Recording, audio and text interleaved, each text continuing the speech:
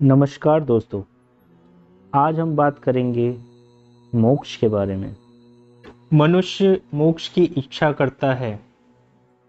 जो मनुष्य इच्छा करता है वह उसके लिए प्रयासरत भी रहता है। लेकिन कितने दिखे हैं आपको प्रयासरत?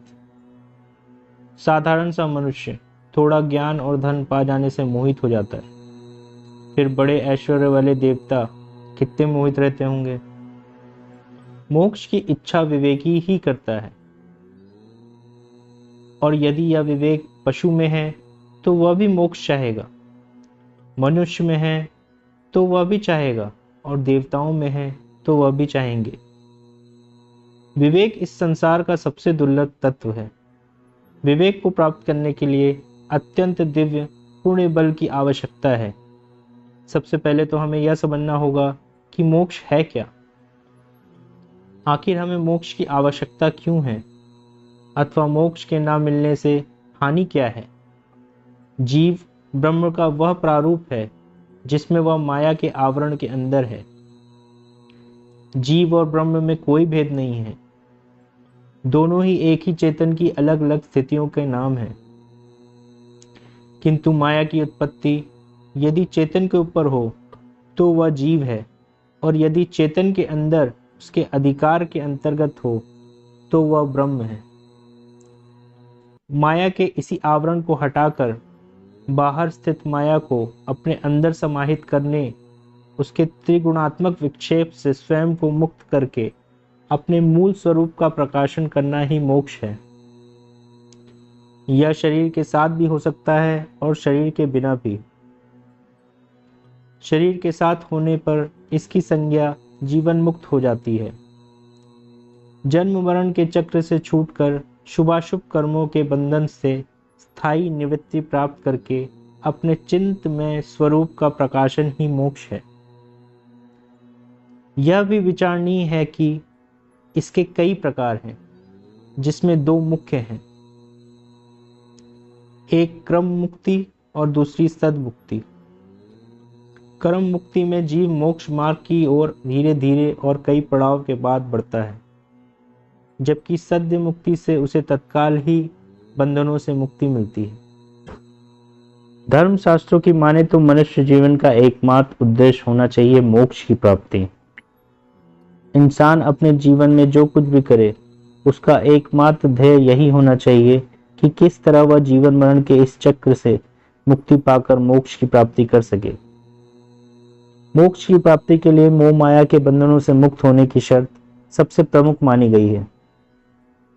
लेकिन मनुष्य उसके उलट जन्म के साथ इस चकाचौंध भरी दुनिया में खोकर और भौतिक रिश्तों में खोकर ईश्वर की सानिध्य से दूरी बना लेता है। नारद पुराण के अनुसार एक बार राजा भागीरथ ने यमराज से मृत्यु के बाद आत्मा का क्या होता है इससे संबंधित सवाल किया था। उन्हें यह जानकर काफी आश्चर्य हुआ था कि मृत्यु के बाद भी आत्मा को शांति नहीं मिलती है, वह जीवन मृत्यु के चक्र में उलझ जाती है। यमराज ने उन्हें बताया था कि अगर कोई व्यक्ति वाकई मोक्ष की कामना करता है तो उसे मनुष्य जीवन से बहुत से कर्म करने और बहुत से कर्म त्यागने पड़ते हैं। मनुष्य जीवन में कड़ा तप करने के बाद ही मृत्यु के पश्चात मोक्ष की प्राप्ति संभव है।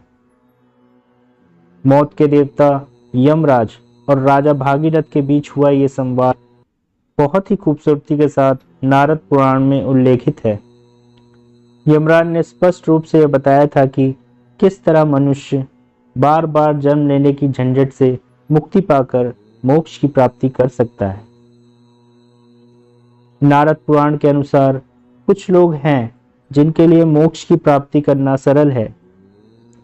वे आसानी से अपने बुरे कर्मों से मुक्ति पाकर जन्म मरण के चक्र से बाहर आ सकते हैं। विष्णु पुराण के अनुसार जो व्यक्ति एकादशी के दिन भगवान विष्णु को फूल अर्पित करता है उसके पिछले 10,000 जन्मों के बुरे कर्मों का नाश हो। जो भक्त भगवान शिव और विष्णु के समक्ष प्रतिदिन दीप प्रज्वलित करता है उसे गंगा स्नान के बराबर पुण्य फल प्राप्त होता है। अपनी सबसे बड़ी चाहत का दान करने या उसे त्याग देने वाला व्यक्ति अवश्य ही मोक्ष को प्राप्त करता है। भगवान विष्णु को तुलसी की पत्तियां अत्यंत प्रिय है। जो व्यक्ति भगवान विष्णु के साथ साथ तुलसी की भी पूजा करते हैं उन्हें अवश्य ही मोक्ष की प्राप्ति होती है। तो अगर आप भी जीवन की समस्याओं से मुक्ति पाकर मोक्ष की कामना करते हैं तो इन सभी बातों का ध्यान आपको रखना चाहिए जो कि नारद पुराण में उल्लेखित है। इसके अलावा तन मन से किसी का बुरा न करना और दूसरों के लिए सहानुभूति रखना भी बहुत उपयोगी है। तो दोस्तों, ये था नारद पुराण और विष्णु पुराण से कुछ उल्लेखित वर्णन, जिससे पता चलता है कि मोक्ष की प्राप्ति इंसान को कैसे हो सकती है। कमेंट करके ज़रूर बताइए कि आपको ये एपिसोड आज का कैसा लगा, और अगर अच्छा लगा हो तो लाइक कीजिए, सब्सक्राइब कीजिए, शेयर कीजिए, कमेंट कीजिए और मुझे इजाज़त दीजिए। मिलता हूँ अगले एपिसोड में, तब तक के लिए सब मिल के बोलते हैं जय शिव शंकर।